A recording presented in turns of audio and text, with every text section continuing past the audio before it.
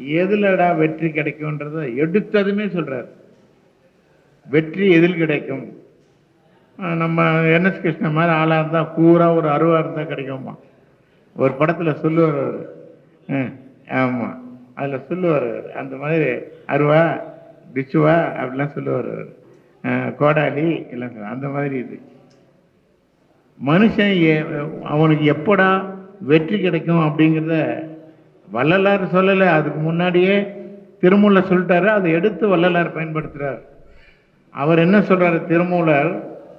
அன்பும் சிவமும் இரண்டென்பர் அறிவிலார். திருமூலர் திருமந்திரங்க ஐயா. அன்பும் சிவமும் இரண்டென்பர் அறிவிலார். அன்பே சிவமாவது ஆறும் அறிகிறார். அன்பே சிவமாவது ஆறும் அறிந்த பின் அன்பே சிவமாய் அமர்ந்திருந்தார். அன்பு தாண்டா சிவம்.